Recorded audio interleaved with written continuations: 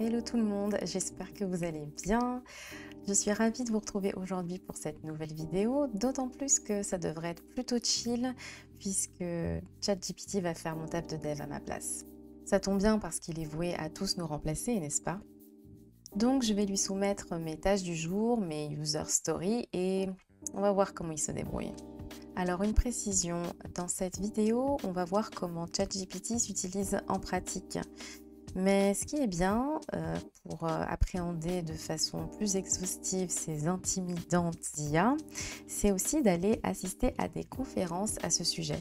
Puisque c'est fouillé, il y a des sources, on peut poser des questions. Et justement, il y aura 4 conférences sur l'IA à l'événement Master Dev France. Master Dev France, c'est le rendez-vous annuel de la tech où il y aura des conférences animées par des personnalités du monde du dev et de l'actualité de la tech.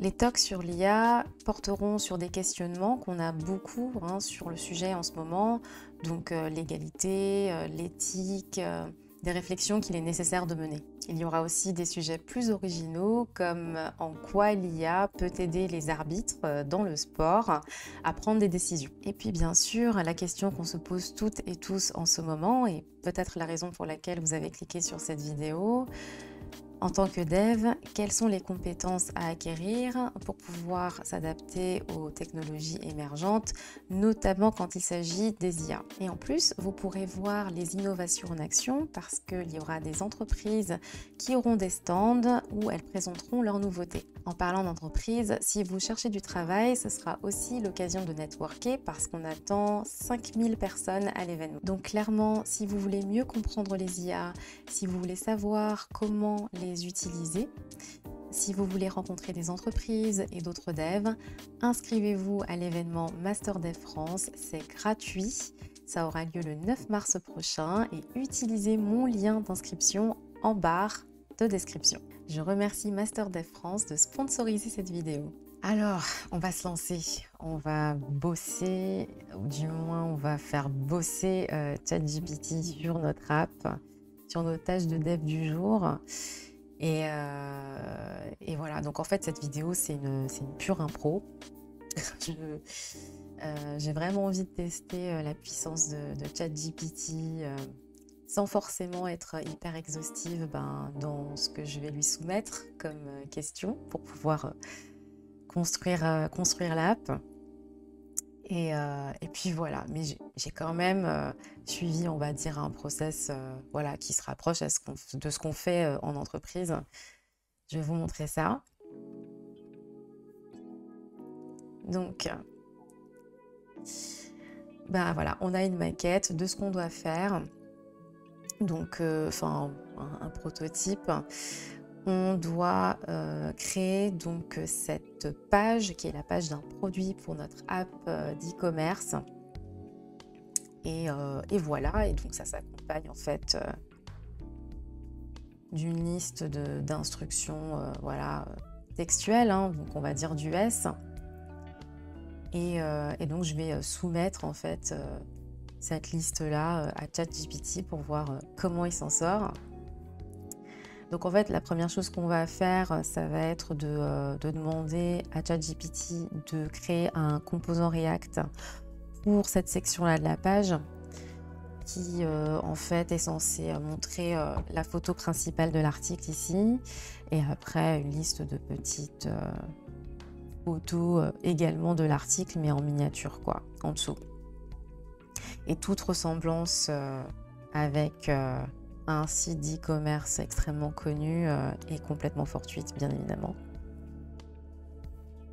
Alors, du coup, première tâche, comme je disais, hop, donc je l'ai déjà pré-rédigée, elle est ici. Donc je la prends ensuite, on va sur ChatGPT. Et puis boum, je la colle ici. Donc je regarde un peu ce que j'ai mis. Ouais, voilà. Donc j'ai quand même précisé que voilà, on était dans le contexte d'une application e-commerce, parce que je suis sympa, parce que je suis généreuse et parce que j'ai envie qu'on commence en douceur, quoi. Donc créer un composant React, voilà, qui affiche en haut une grande image et en dessous une liste de petites images comme je suis toujours très sympa, je vais donner un peu plus d'indications. Je vais dire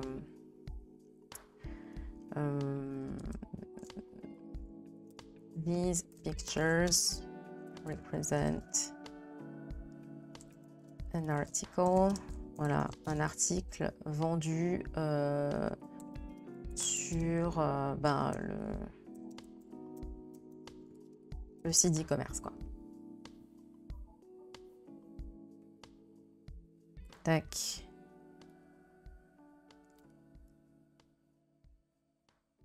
Alors, il me génère du coup le code. Ah, on va voir quoi.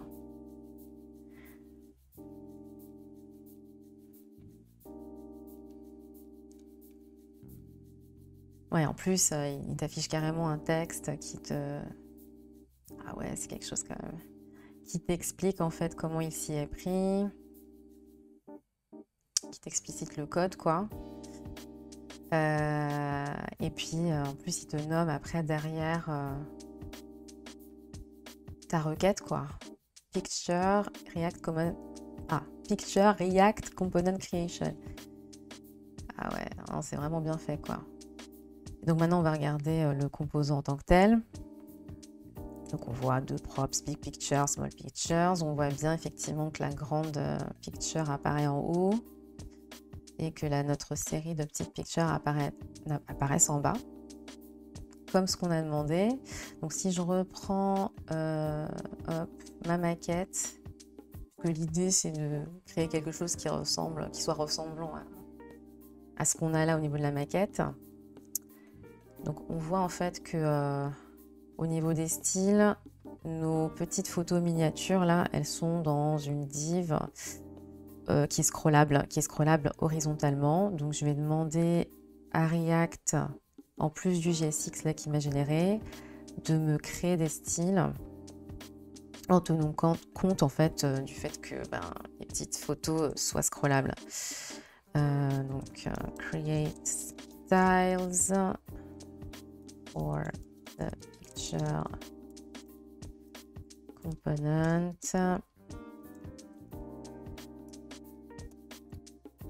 Il sait déjà que la grosse picture est en haut, les petites en bas, donc bon, voilà.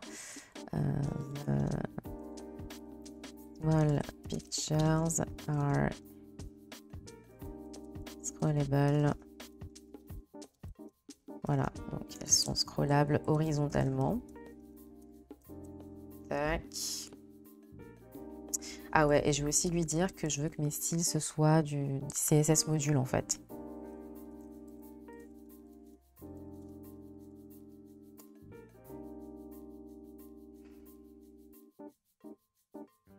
Donc il me réécrit du coup mon composant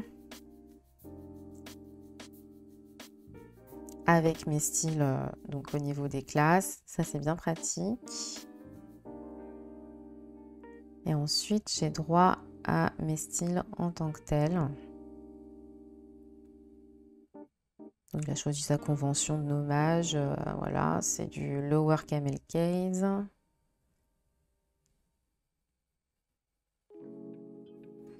Il continue de m'expliciter. Ah ouais, il m'explique pourquoi il a choisi tel style, quoi. The big picture class sets the width and max width of the big picture. Eh ben dis donc. Ouais. Donc maintenant, ce qu'on va faire, en fait, c'est que on va progressivement récupérer les codes créés par ChatGPT et on va les mettre dans un repo pour voir ce que l'ensemble va donner à la fin.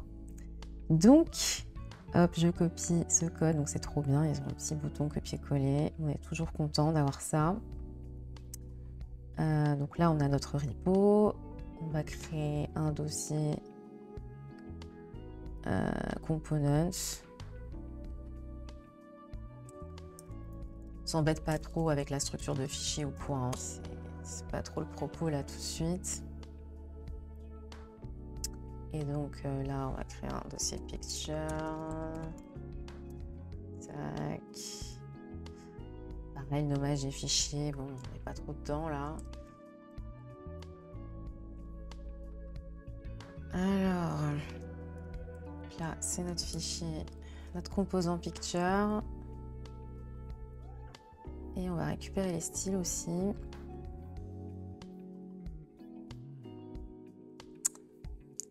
Tac. Donc style.css.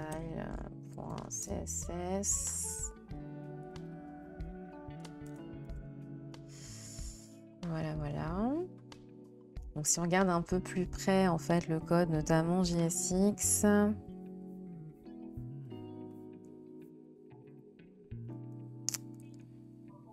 Tac, tac, tac. On va regarder là. Ouais, donc on a bien notre image en haut, effectivement.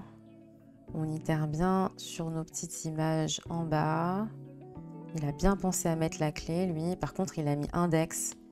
Ouais, ça, c'est pas ouf, ça, c'est pas bien. D'ailleurs, c'est même une règle de l'int hein, qui est possible, hein, je veux dire, de faire en sorte de ne pas avoir l'index comme valeur de clé. Parce que bah, si on enlève un élément dans notre tableau Small Pictures, bah, du coup, ça bousille complètement le système d'identification de chaque élément, quoi. Puisqu'ils ont du coup une nouvelle clé chacun. Donc bon, ça, c'est pas ouf. Par contre, nos images ont bien alt, hein, donc c'est bien. Nos éléments sont bien accessibles. Sinon, après, ouais, c'est vrai que ça a l'air d'être pas mal. Il utilise bien les flexbox et tout. Bon, on va voir ce que ça donne par la suite. On continue. Qu'est-ce qu'on avait d'autre comme tâche? Alors après, il fallait créer un composant info qui affiche le titre de l'article, les étoiles de notation pour les avis, le nombre d'avis du coup aussi, et cette section donc, qui correspond à la description de l'article. Ok. Bah pareil, on va faire copier-coller. Je vais lui donner encore moins d'infos.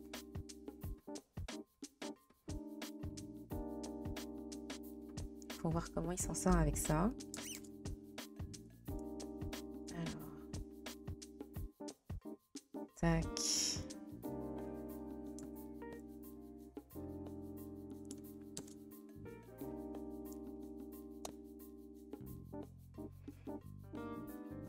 C'est vraiment l'immédiateté quoi qui est incroyable.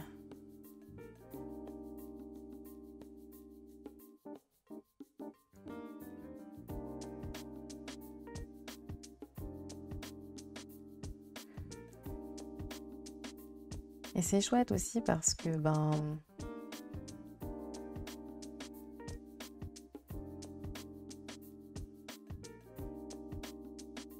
tac, non, je regarde en fait ce qui se passe.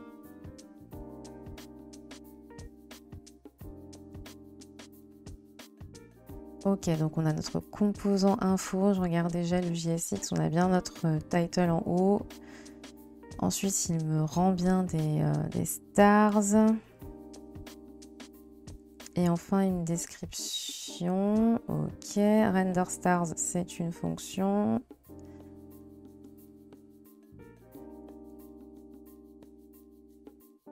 Star elements, un tableau.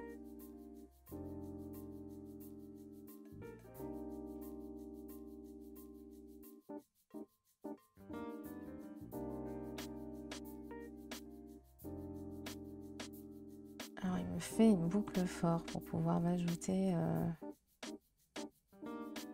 mes render stars.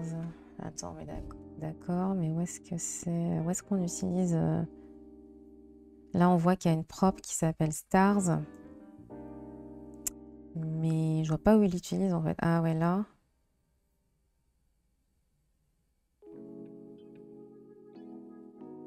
Ouais, et après. D'accord, en dessous de machin.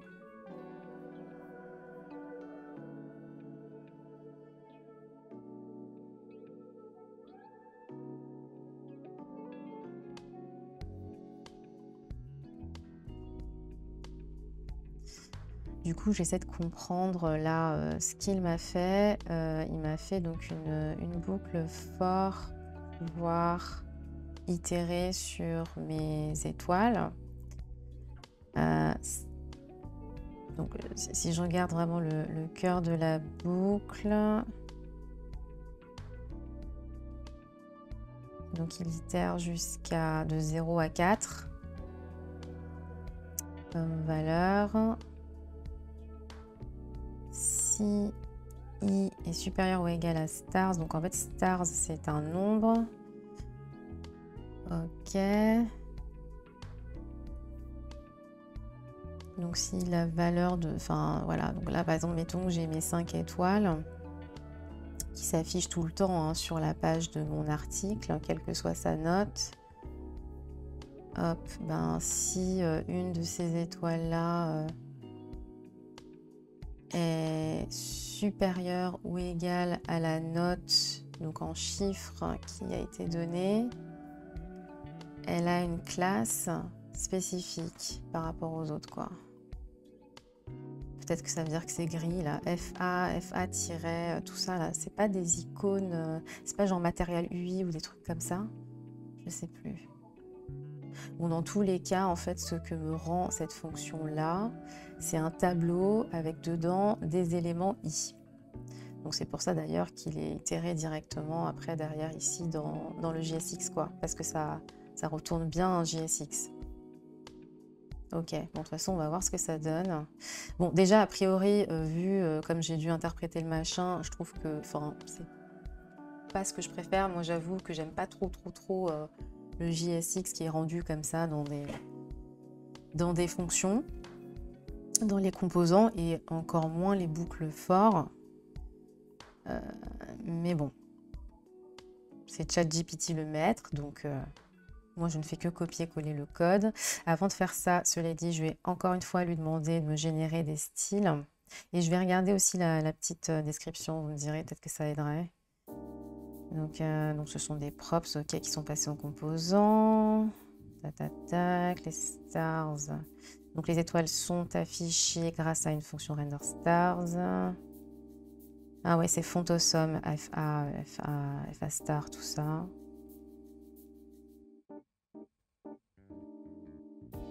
D'accord, donc en fonction de la valeur de stars, on a un tableau, qui est rendu, quoi. Ok, bon, on va voir ça. Donc, pareil, je vais dire create styles. Donc, créer des styles pour notre composant info using CSS modules.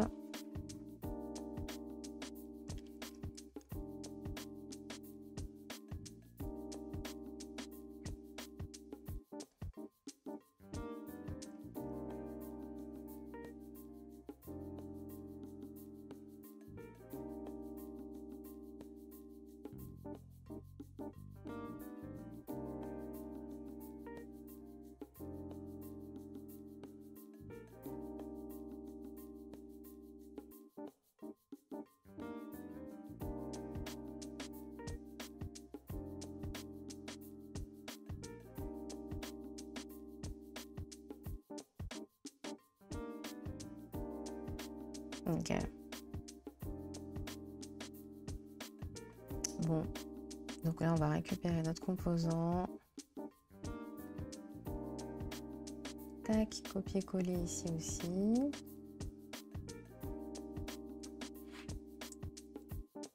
Info.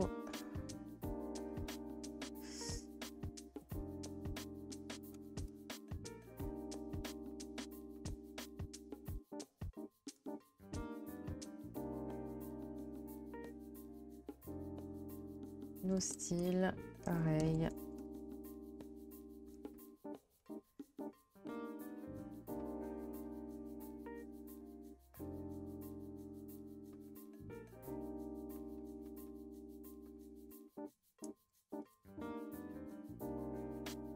All right. Qu'est-ce qu'on avait d'autre comme tâche? On a maintenant ça à faire. Donc on va lui demander de créer cette box-ci qui est surtout vouée à afficher le prix de l'article, changer la quantité, ajouter au panier. Notre article, donc,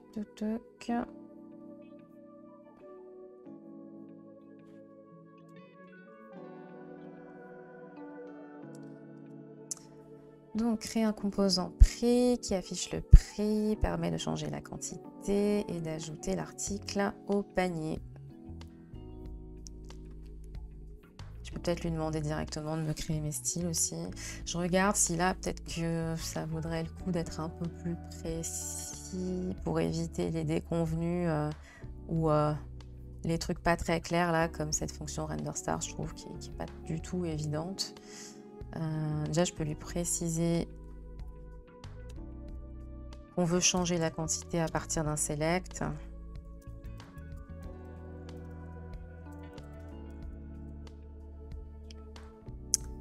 Displays the price, ok.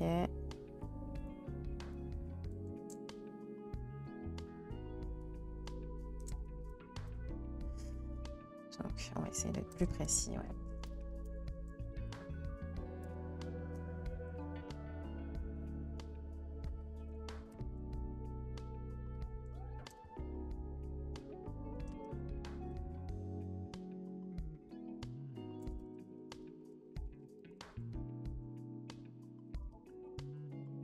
Voilà, comme ça, il a un peu une idée des styles déjà. Je dis que le prix, c'est en haut. Attends. Displays. Donc, ça affiche la quantité et ça permet de la changer à partir d'un select au milieu. Et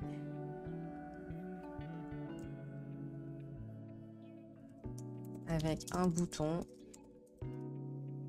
pour ajouter au panier en bas. Et je lui dis tout de suite de me créer les styles aussi. Create styles. Voilà, pour le composant prix. Toujours avec nos CSS modules.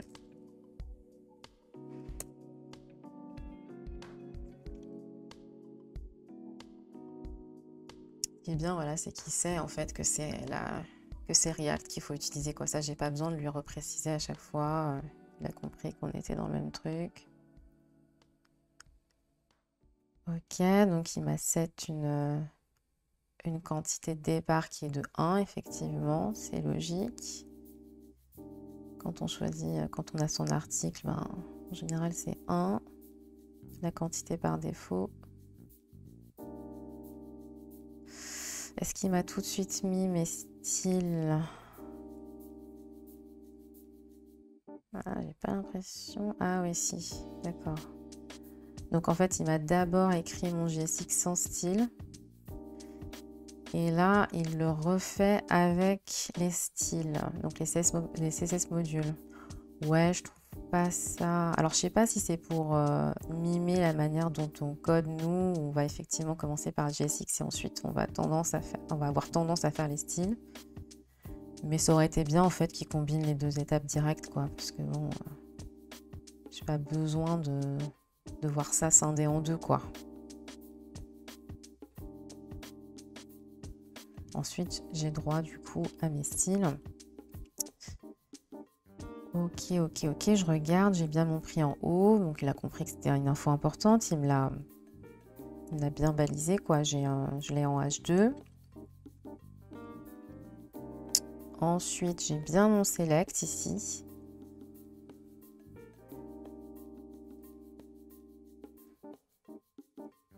Donc j'ai toutes mes quantités possibles. Il m'affiche chaque quantité.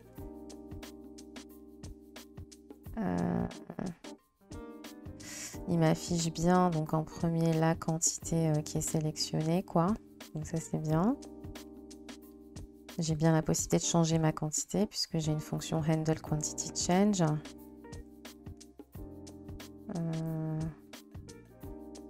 Et j'ai bien mon bouton effectivement qui me permet d'ajouter au panier mon article. Alors, add to cart, c'est où? Ah, c'est une fonction qui vient des props.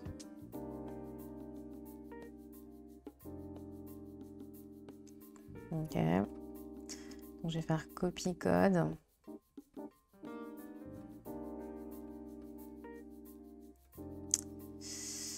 Comme d'hab, hein, je vais mettre mon petit composant là.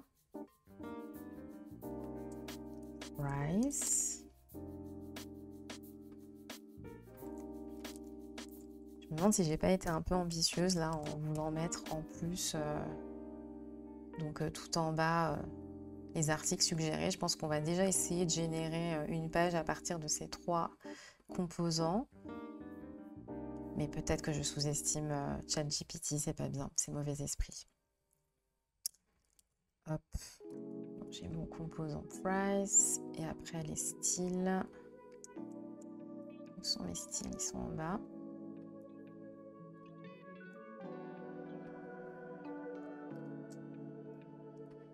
Voilà, style.js.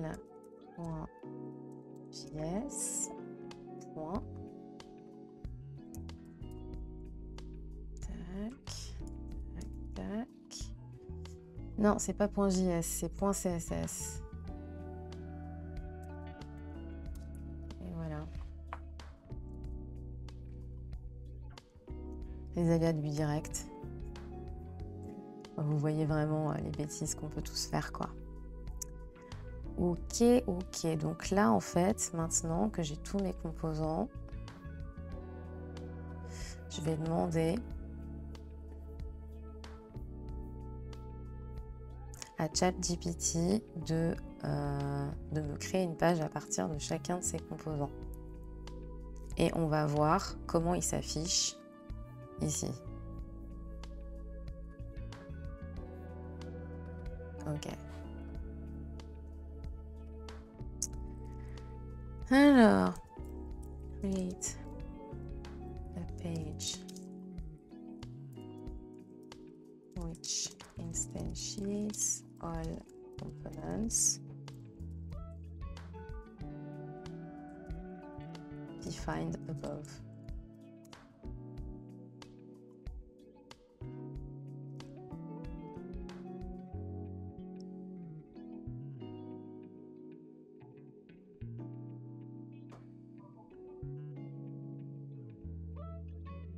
Est-ce que ces images existent vraiment? J'en doute, hein. Mais bon, on ne sait jamais.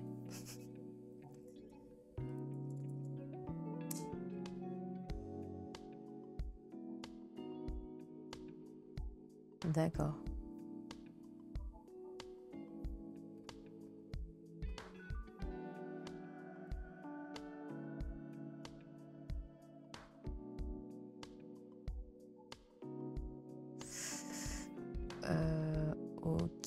Ok. Donc il m'a mis quand même du texte. Il m'a mis un petit lorem ipsum pour description. Il a compris.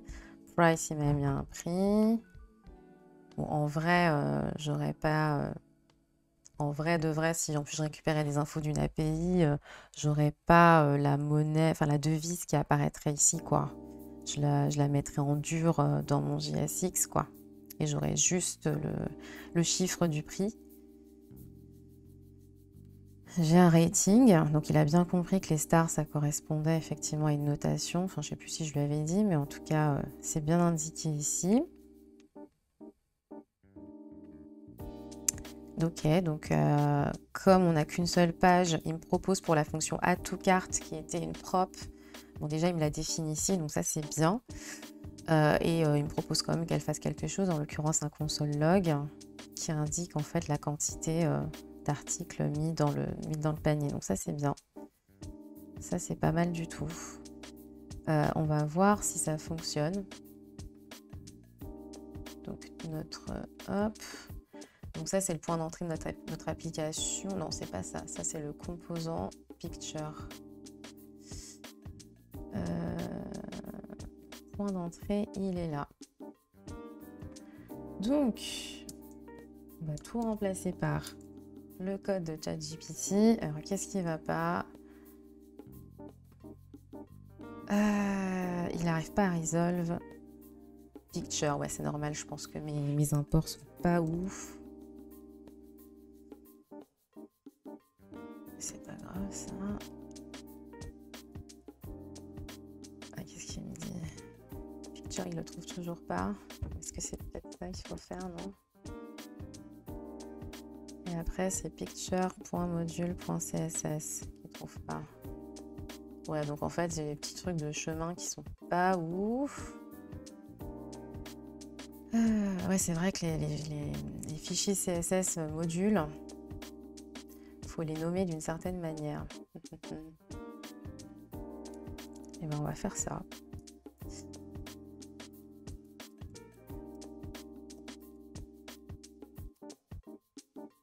Alors, ok, ça c'est, je vire hein, tous mes machins. Après c'est info qui trouve pas, donc ça c'est bien, c'est bon signe, on commence à avancer. En fait on va faire pareil pour tout le monde, déjà on va tous renommer tous nos fichiers de style. Là ça va être info.module.css. Et là pareil ça va être price.module.css. Et du coup ici on va revoir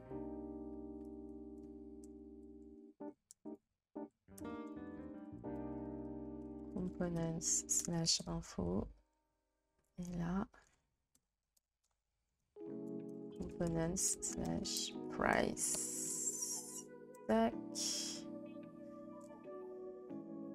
Alors, qu'est-ce qu'on a ici? Unclose block. Ah, on a quantity container dans notre fichier de style pour notre composant de prix.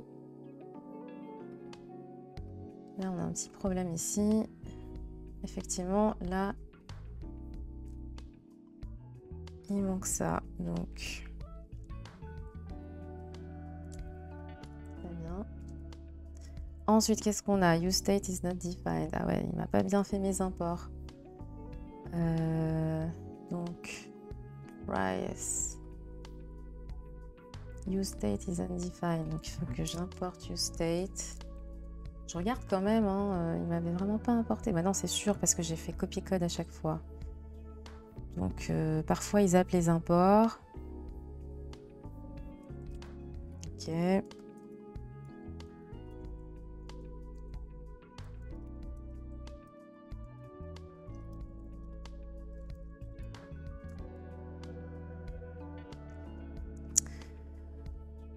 Alors, can't resolve React.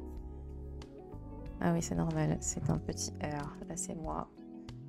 Ok, nous avons quelque chose qui apparaît. Alors... à quel point on est proche de ça? Ouais, non, on n'y est pas, on n'y est pas. Je pensais qu'il allait deviner plus de choses que ça, mais c'est pas grave. Je vais légèrement corriger. Mais c'est vrai qu'on n'a pas généré de style, je crois, pour la page en même temps, donc c'est bien normal.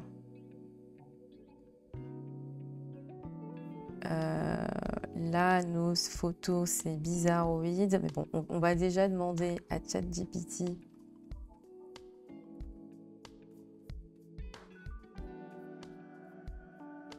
de créer des styles pour notre page. Create styles for the page. Create styles for the page.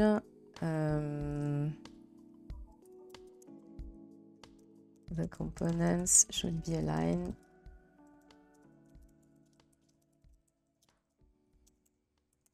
Horizontalement. Et les styles sont des CSS modules. Encore une fois.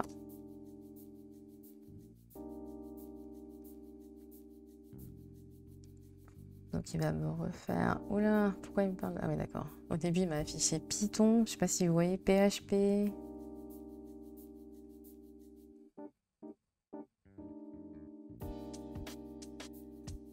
Ah là, il m'a pas mis toute la logique. D'accord, il m'a juste mis mes styles. Mais ça, c'est bien du coup. Il s'économise un petit peu. J'apprécie. Ok, donc là, on a quelque chose de mieux. Enfin, on va pas copier. Bah si, on est obligé de copier du coup le...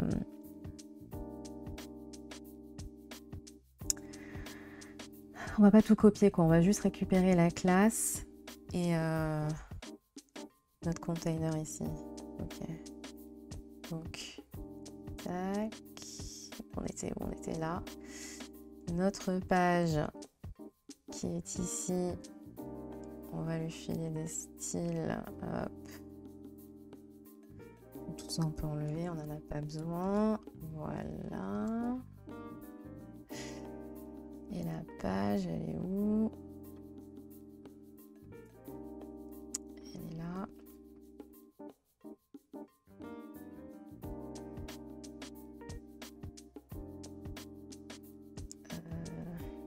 Donc on a dit que nos styles, c'était ça.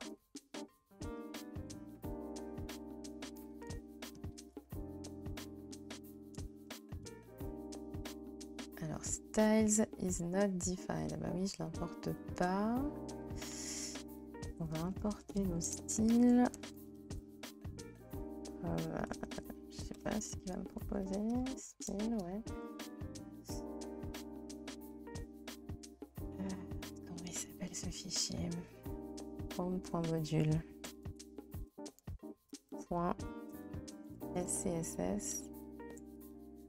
Non, .css. Autant pour moi.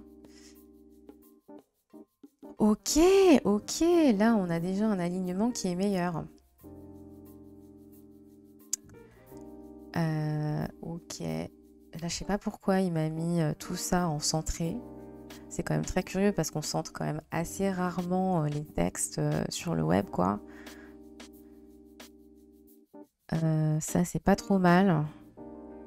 On peut changer effectivement la quantité, donc ça, c'est cool. Si je fais Add to Cart, est-ce qu'il va bien... Hop, on va regarder en console si ça fonctionne. On a bien notre console log qui apparaît. Alors oui, c'est cool. Par contre, il considère qu'on a toujours ajouté un item dans le panier, donc ça, c'est pas normal.